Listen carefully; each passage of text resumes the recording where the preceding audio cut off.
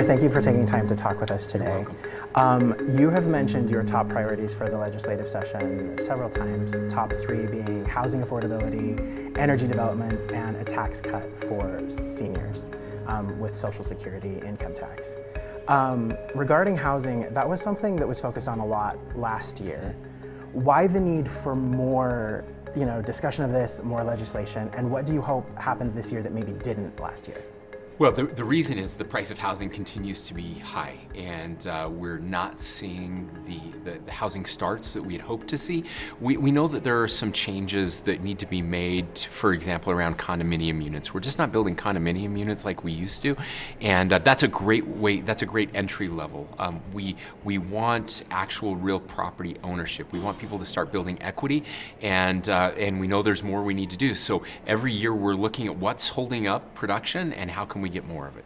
Do you think in legislation that is proposed and passed, does the legislature need to be more aggressive in terms of saying to municipalities, this isn't just an option, we need you to do this? Does there need to be more teeth to some of this? Possibly. We're looking very closely. I basically said as much last year. I put the cities and towns on notice, like, hey, we're going to work together. We need more of this, and we don't want to make you do it, but you got to figure out how to do this. Some have been great. We just have a big project in Clinton that was approved. We've got some other cities that have been really good. Some not so good. I won't name them personally. Farmington's been great, but we know there's more that we need to do, and so we're working very closely with them as well, and figuring out, are there some tweaks that can make it easier for them to do what they know they need to get done. In the past, when there have been big issues that needed focus, like the Great Salt Lake, you appointed within your administration a Great Salt Lake commissioner. Do you think there needs to be something from an administration level, some office, someone who is working with cities and towns and counties to streamline things, to get everyone on the same page? So we actually did this a year ago.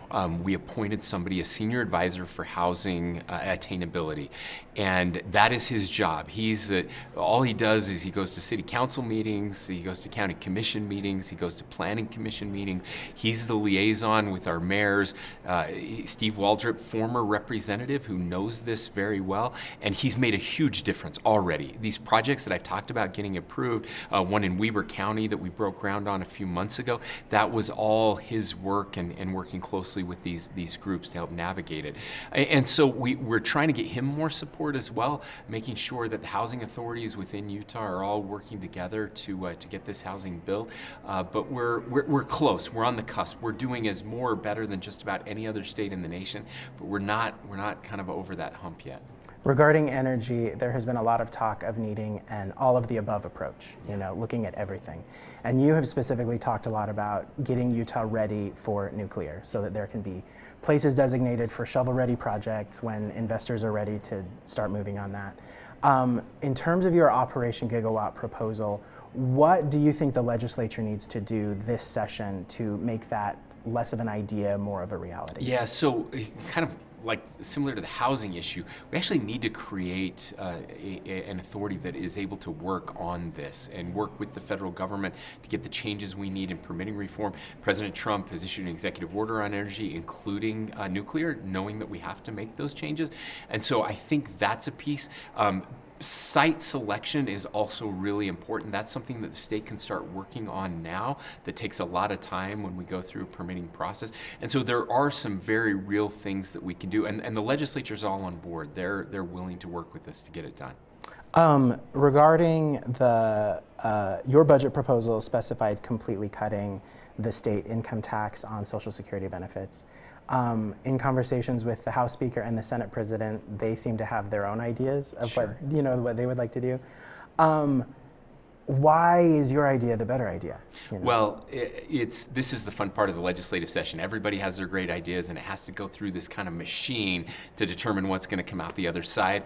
I think my idea is the best idea for a couple reasons. One, we're one of only 8 states that still does this, and President Trump is talking about at the federal level doing it as well. It'd be really embarrassing for us to be one of only 8, especially if the federal government makes that change. So that's one reason. The second reason, and the more important reason, is that our senior seniors need this, especially those living on a fixed income. As we've seen inflation rates go up, they've been hit the hardest, and they've earned this. They deserve it. We should take care of them. It's also the third reason. It's also wildly popular. It's far more popular, I can just tell you, politically than another just general income tax cut where people see like $20. Giving my grandma, our parents, $900 to $1,000 in taxes cut. That's meaningful. 150,000 Utahns that would benefit from this, and so it's popular even amongst those who aren't getting the actual tax cut because we all hope to be old someday. When you think of a tax cut this session, what's the bare minimum for you? Well, so I think that number, somewhere around 140 to 160 million dollars in tax cuts, would be the bare minimum. Okay. Earlier in January, you traveled to Mar-a-Lago with a group of other Republican governors. This week, you were at the inauguration. Do you think Utah will have the ear of President Trump and his administration in a different way than we did during his first term in office? Yeah, I think so, and I hope so.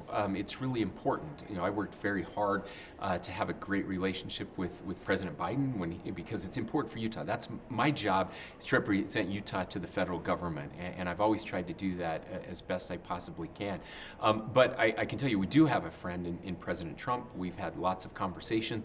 He loves what we're doing here in Utah, and he's very excited. In fact, again, many of these initiatives around unleashing the prosperity of America, unleashing the entrepreneurship and the innovation, the American spirit is drawn from what we're doing here in Utah, the permitting reform that we've been pushing for a long time. And so I feel very confident that we'll have a good relationship and we'll be able to work closely together. You have been a long vocal critic of TikTok social media, especially in terms of its impact on children and teens. The president now seems a little more open to the idea of TikTok not being banned. Do you think that's the right approach? Do we as a state then need to do something different if that is the case? Well, I was disappointed in President Biden not implementing the TikTok ban. He refused to do it. And I'm also disappointed that President Trump, I support him, but we're not going to agree on everything. And this law passed Congress with bipartisan support, broad support. And I want to remind people that the law wasn't just to ban TikTok, to get rid of TikTok. All it said was we're going to ban TikTok if TikTok doesn't divest and the Chinese Communist Party stop controlling it.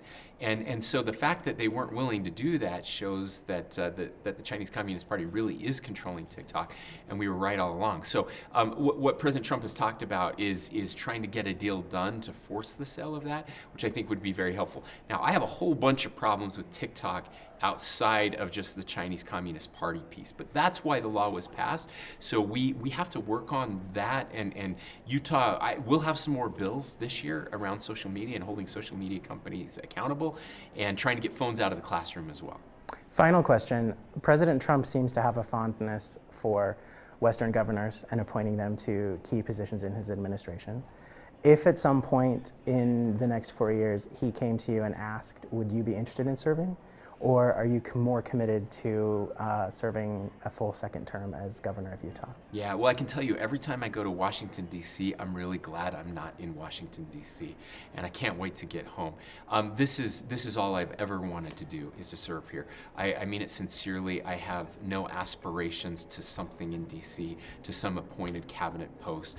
I have no interest in that, and we don't have term limits here in Utah, but I've self-termed. I've said I'm only going to serve 2 terms, and I'm standing by that, and I'm going to be the governor of Utah for the next 4 years. Okay, thank you. Thank you.